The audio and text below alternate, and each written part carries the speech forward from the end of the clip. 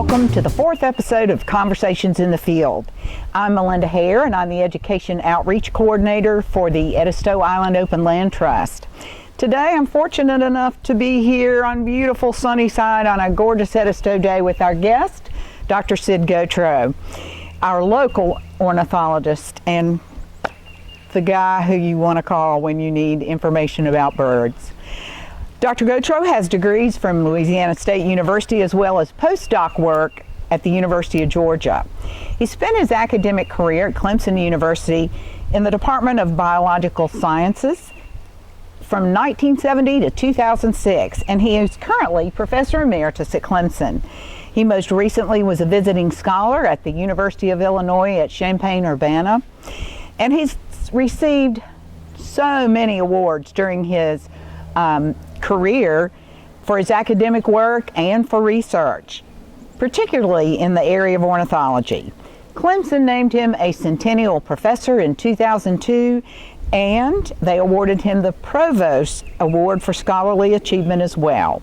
We're fortunate to have him and his wife Carol here on Edisto to share so much of their knowledge about ornithology. They answer all of our birding questions. So Sid is also the immediate past chairman of the board of the Edisto Island Open Land Trust. Welcome, Sid. We are so glad to have you today. I'm delighted to participate. Well, we've been planning this one for a good while. There are so many things that we could talk about in the area of ornithology, but I think today we're going to focus primarily on one of your areas of expertise, and that's the migration of birds here along the coast but around the world. And you've built quite a reputation as far as looking into why birds migrate and where and all the factors that play into that.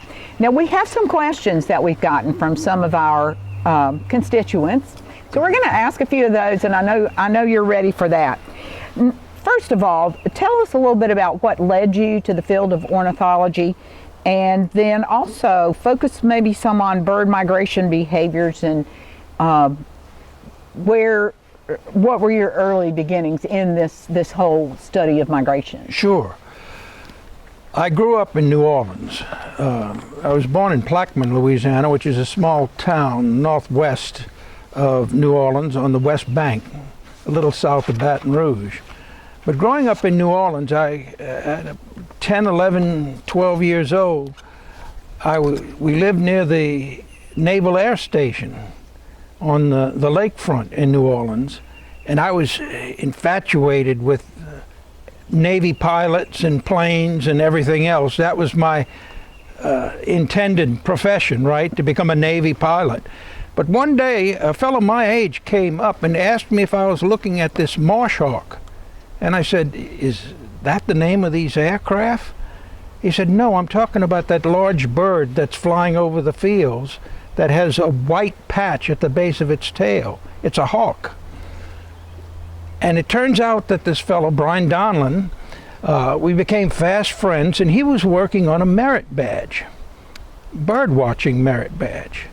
And I got the bug. We started hanging out together. We were looking at birds, and my optical equipment was something from Woolworth's, a little telescope that couldn't magnify more than 2 times. But living in New Orleans and being interested in birds was sort of the perfect storm for someone who would, in the future, become interested in bird migration. Because every spring, there were incidents where cold fronts would come through with squall lines, and birds arriving from over the Gulf of Mexico, from Central America, Yucatan, would be put down in tremendous numbers, so that a lawn might have 100 indigo buntings on it and stuff like that. Wow. Well, that fascinated me. And then my future-to-be major professor at LSU, George Lowry, his dissertation was using the disk of the moon as a backdrop to look at the silhouettes of migrating birds crossing in front of it. So at night, I actually took, my little 2 times power and looked, but I couldn't see anything with a 2 times power, but I understood what was going on. I got to meet him and talk, and as I say, ultimately he became my major professor. But his contribution to science early on was developing a technique to look at birds migrating at night. Wow. And I added to that in terms of my interest by looking at birds at night with radar. Fascinating. That is a great story.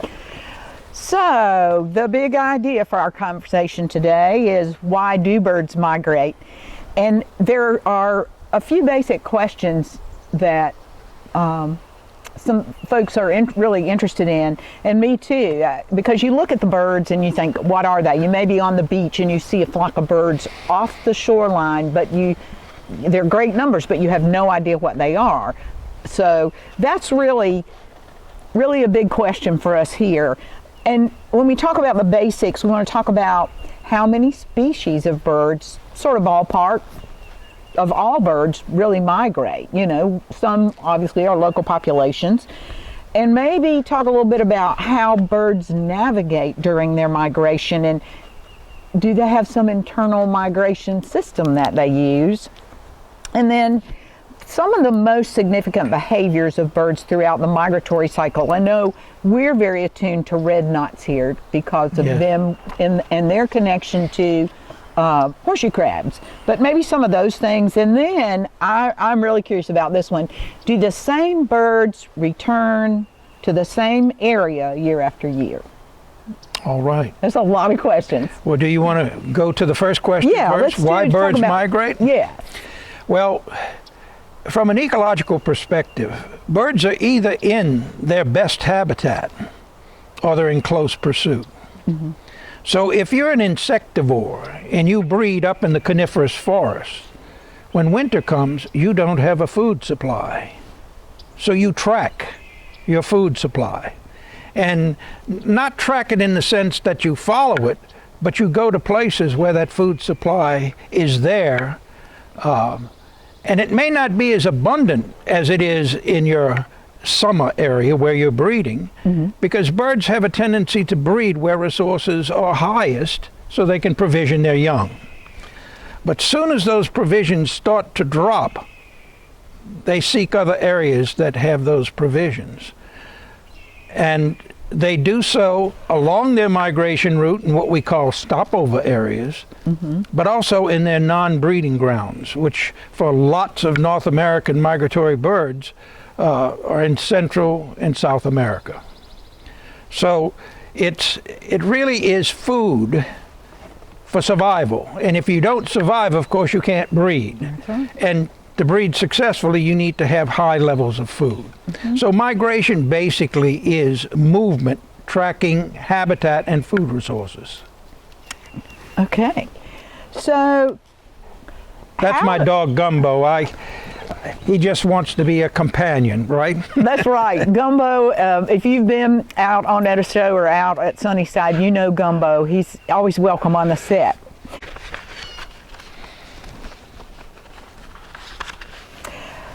So Sid, how do birds navigate migration, and what internal natural migration systems do they use to get where they're going to go?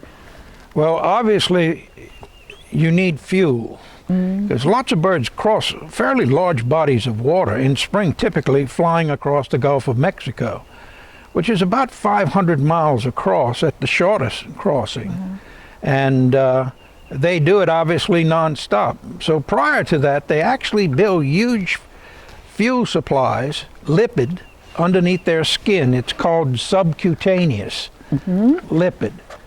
And the reason it's lipid is that per gram weight, lipid provides more calories in terms of combustion than does a protein or a carbohydrate. So it's the most efficient fuel to carry if you're going to be flying through the atmosphere. And so prior to migration, birds start feeding a lot. Another reason to be in a habitat that would allow you to build fat supplies up. But in terms of navigating while they're flying, originally it was thought that they used stars almost exclusively, And they did early studies in planetariums where they would rotate the star projections and the birds would rotate. Later on, it was discovered that, well, without any visual cues, birds seemed to orient towards the north in spring, in south in fall. And they started putting Helmholtz coils around these orientation cages with birds in it. And when they did the magnetic field, the birds shifted. So that was evidence that they could detect magnetism.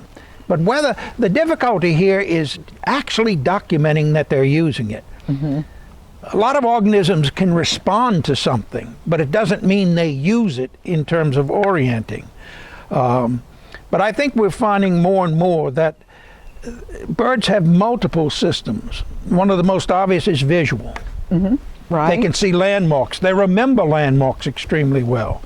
And if a bird breeds successfully and leaves the area, goes, let's say, to Central America to overwinter, mm-hmm. and then comes back, if that breeding was successful and it survives, it generally goes back to the very close to the site where it nested. Okay. That's why when we start talking a little bit later about devices to track birds in migration, we find out that we can put some of these devices on birds and actually recapture them when they come back to their breeding grounds, because they're very close to where you originally trapped them, mm-hmm. and put the device on.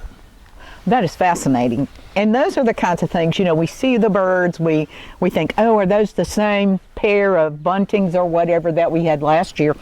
And I think that's one of the things that's just so fascinating about how they move and the fact that they do come back. The fact that a bird that could fit in the palm of your hand flies across the Gulf of Mexico, mm-hmm. Is just phenomenal. And that's that kind of information and realization which excited me tremendously when I was a teenager, uh-huh. and really sort of set the stage for my future profession. Right. That is pretty cool information, folks.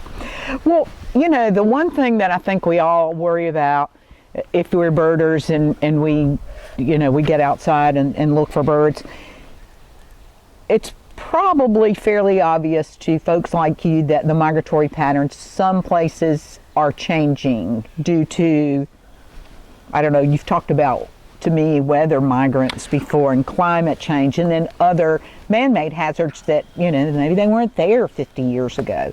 So why do you think we're seeing some of these changes in the migratory patterns? Well, the changes that you're talking about, for instance, this winter, normally we have lots of sparrows, little brown jobs that come around your feeder and so forth.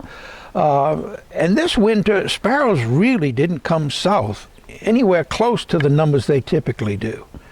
Whether that's in response to a fairly warm winter last winter, mm-hmm. So that birds came, they only go as far as they have to go, Melinda. That you know what sense. I'm saying? That makes sense. Don't you spend that energy? You're not going to, if you're a weather migrant and it's beautiful weather, you're going to save your fuel, turn it into eggs and stuff like that, during breeding season, and you may not leave the area.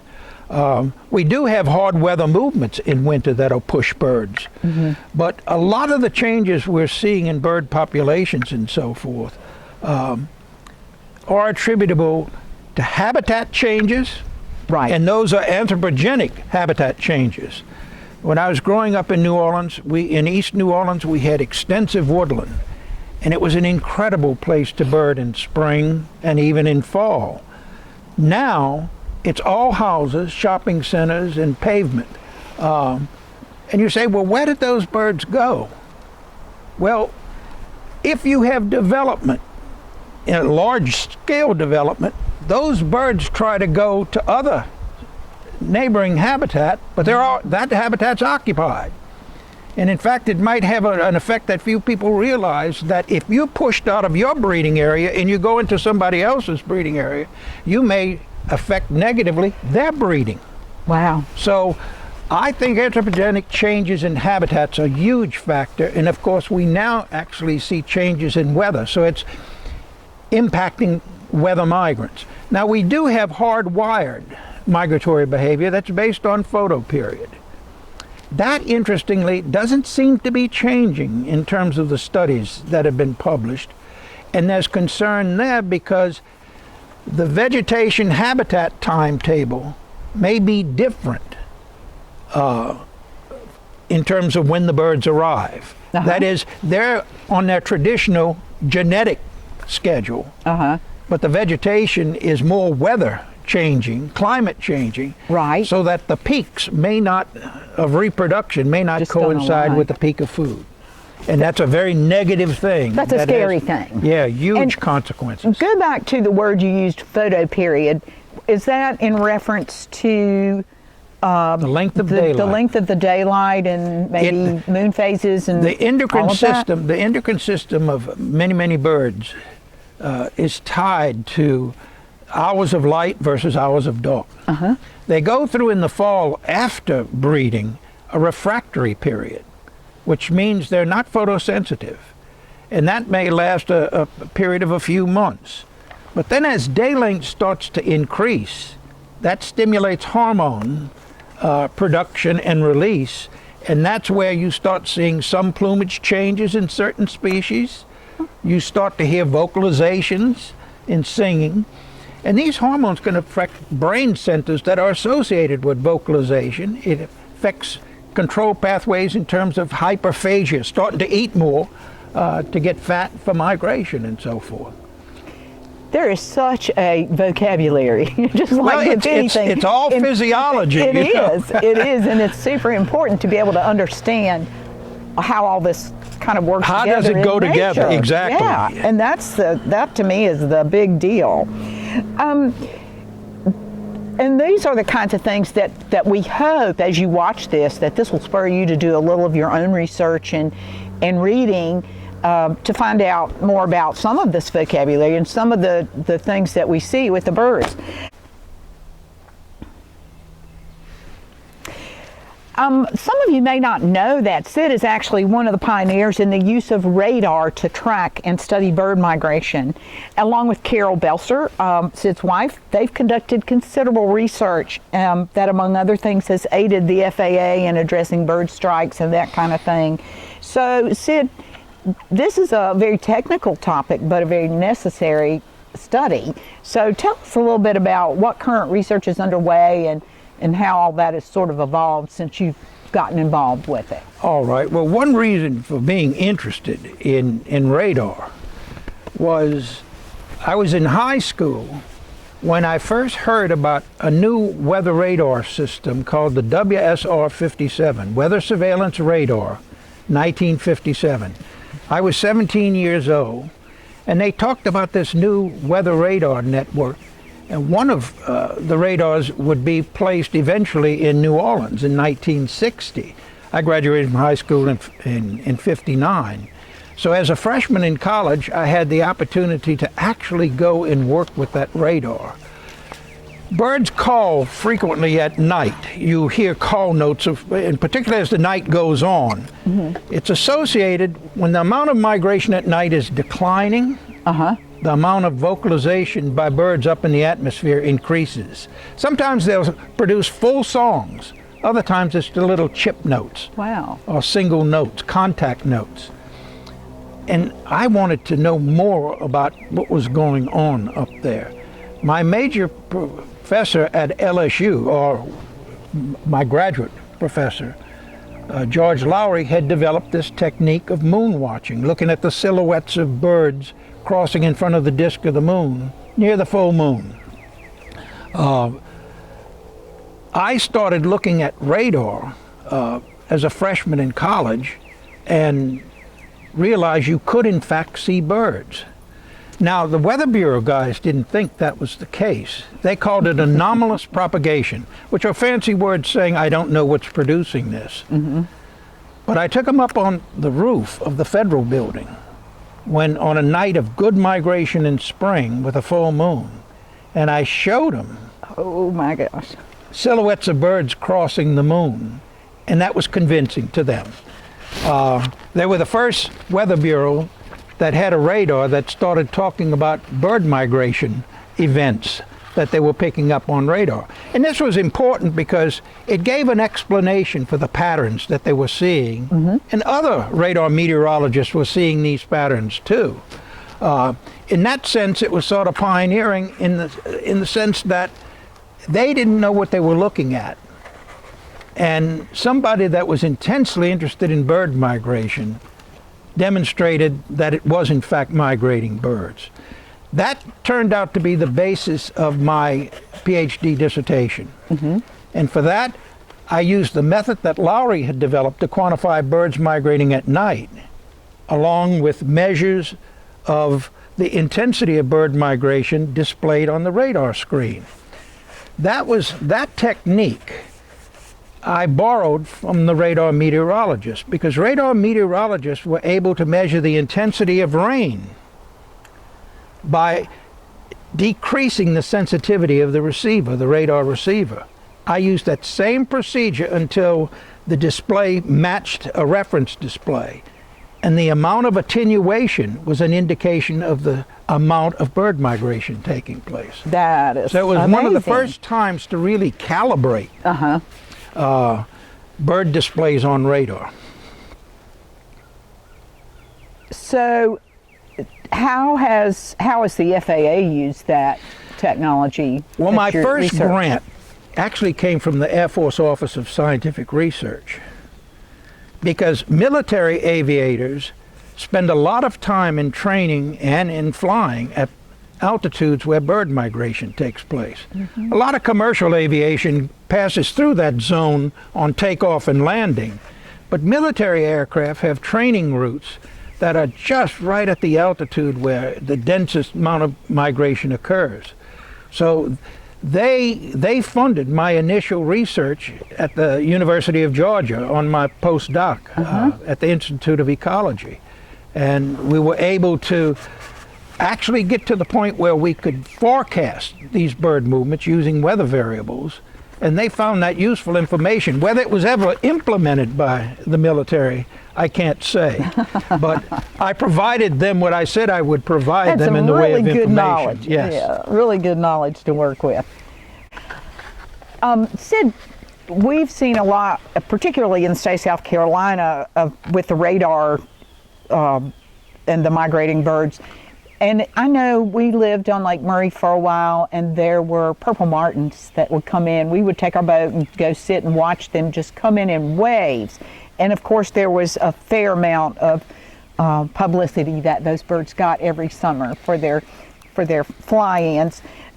And is there a particular word when you see that large? I know murmuration is a word that maybe you could explain if people see that kind of thing. But like with those purple martins, as they come back into the roost each night, is there a particular term for that? Well, the interesting thing about the purple martin roost was what it looked like on Doppler radar. I bet. We could see at the beginning, before dawn actually, you'd see an intense echo right where Bomb Island was. And that would grow in size and eventually become a ring, an annulus that expanded. Wow. And I looked for it in the afternoon and it wasn't there.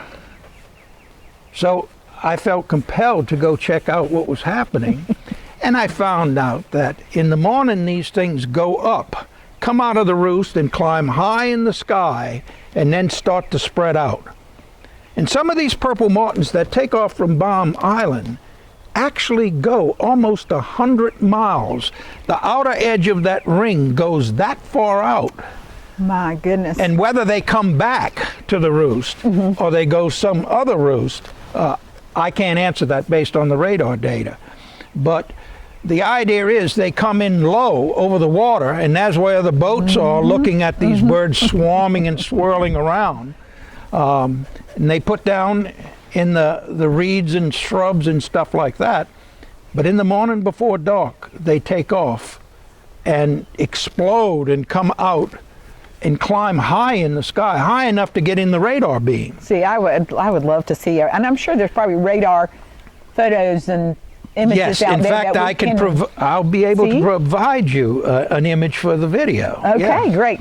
So we'll include that because that is such a fascinating thing, and then it occurs here in our state, and I'm sure it occurs other places too. And with purple martins. And what's interesting, Melinda, about it is when the martin roost moved to another lake just north of Columbia. Right.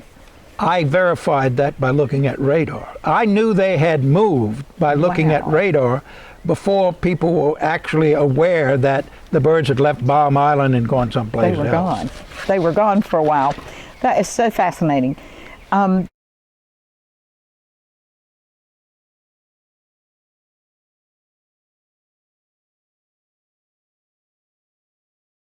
Just the fact that these little creatures, birds come in all shapes and sizes like people, but just the fact that they can navigate all of these hazards and travel all these distances, it's pretty amazing.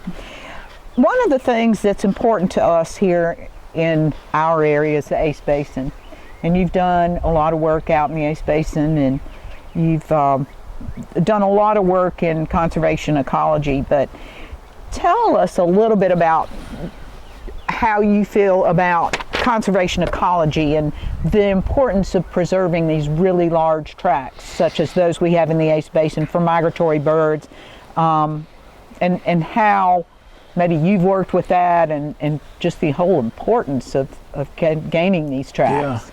Well, early on, I was appointed as a animal person to the Heritage Trust Advisory Board, and Wade Batson, the botanist from the University of South Carolina, was appointed to that board as well. We were sort of the two scientists sitting on the board. And at that point, people were talking about protecting somebody's backyard because it had a rare lily growing there. And that was the mindset. You want to protect the endangered plants and animals. And it was very localized, almost absurdly localized. But then they started to realize that if you start protecting large tracts, entire sea islands, you're protecting a lot of different species from declining populations and possibly even extinction. So that transition became very, very important. And one reason for that is that a lot of, and I'll go to a bird example because that's what we're really talking about, but the whole idea of landscape ecology was an emerging field. Once I got my PhD and I was at the Institute of Ecology at Georgia, the idea behind landscape ecology was not only are you interested in what's in that little perimeter, but what's outside of it. Because what's outside makes a big difference about what's going on in that limited area. And that's particularly true for area-sensitive breeding in birds. Some birds will not breed if the amount of habitat doesn't reach a certain size. That's their home range, and that's their requirement to gather food to raise offspring. So that became an important idea, and eventually Wade and I convinced the Heritage Trust Advisory Board to start thinking in terms of big protection projects. And I'm glad to say we continue with that. And I say the same thing in terms of the Edisto Island Land Trust. Let's try to work really hard on our big properties on the island to protect from development, as opposed to concentrating more on little pieces. It takes a tremendous amount of work to protect lots of little pieces. It's a lot less work to protect one big piece. And then I think that's a significant reason why we see the bird populations that we see here. I think overall, and maybe this is my being naive about bird populations, but I think overall we have pretty healthy populations of most things. I know there's some shorebirds and some birds that we work very hard to protect. The birds that, for instance, you have Devo Bank and you have some of the other rookeries up and down the coast. We have some of our little sand nesters. I know there's real Yeah, words beach for that. nesters, yes. The beach nesters. They're in real trouble because there's competition between nesting birds on the beach, like plovers and sandpipers and the like, and Homo sapiens. And obviously Homo sapiens is winning that battle, hence the decline. In fact, decline in birds is a frightening, frightening reality. A paper published in 2019 by Ken Rosenberg and colleagues pointed out that, and in fact I've got some statistics here, and I want to make sure I've got these statistics right for the viewers, but they looked at the avifauna, the bird fauna, over 48 years. This paper was published in 2019, like I said, and discovered a net loss approaching 3 billion birds, or 29% of the 1970 abundance. So they looked at changes from 1970 to 2017 and recorded a 3 billion bird decline. And of that, it affected different species differently. For instance, the all native species in North America declined by 57.4%. That's just staggering. Native migratory species, there are 419 of those. There were 519 total, all native species. 419 were native migratory species. That gives you some percentage of the number of our birds that are migratory. 58.2% decline. And then the native resident species, these species that just stay put and don't migrate, 54%.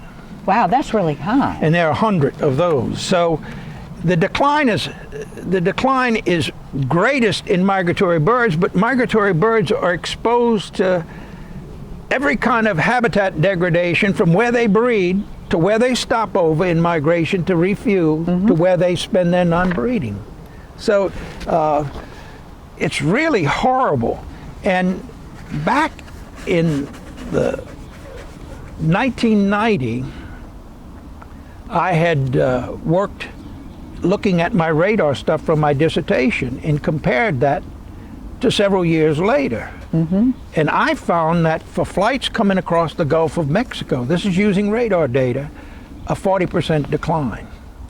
And all my birding colleagues on the northern Gulf Coast had said bird migration is only a shadow of what it used to be. These huge flocks I talked about growing up, covering a lawn and so forth. The fact of the matter is those don't occur like that anymore. We still have a lot of different species showing up, but the numbers per individual species have dropped dramatically. And I think, you know, pardon the pun, but that's the canary in the coal mine sort of situation where we need to be alarmed and we need to be advocating for groups to help protect these species. And that kind of leads us to the next question. You know, people are always out looking to be more educated and looking for citizen science programs that will educate them a little bit more about this topic. And there are just the average bird lover, oh, that's a pretty bird, down to serious birders who, you know, want to know more. So what kinds of citizen science programs or outreach would you suggest to people to maybe try to get involved in to help with this problem? Citizen science has really become a hot topic in the last 15, 20 years. It sure has. And Cornell University, in conjunction with Audubon Society, developed this eBird program. And eBird basically is a depository, if you will, where you put all your bird watching information. And it ranges from birds you see at your feeder. It can range from when bluebirds first start inspecting your bird box to when they are feeding young.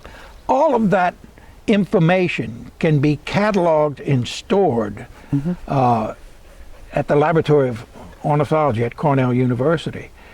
And it's incredibly important because Now there are enough sensors. Now use these bird watchers, I'll call them sensors, because that's what they're doing. They're going out, they're educated, and even people that only know their feeder birds are contributing to this. There are special occasions where it's a feeder watch, where you look at your feeder and you report over a 3-day period the birds you see each day on your feeder. Then there's the backyard watch, where you can walk around your property and submit bird lists. These lists are proving to be incredibly valuable. And someone who uses radar to study bird migration, we're now relating what you're seeing on radar to what is being reported in this incredible network of bird watchers across the world now. It's not just the United States. It's Mexico, it's South America, it's Korea. Everybody that has a population that's birding now can submit their observations to Cornell's eBird. And it's a priceless database.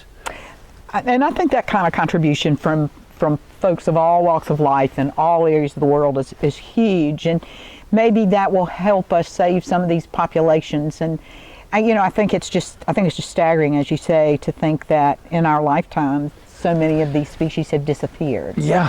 And that's the kind of alarm that we need to be involved with. Well, I agree, and I think education is the key. I think, people kind of poo-poo the idea of natural history not being science.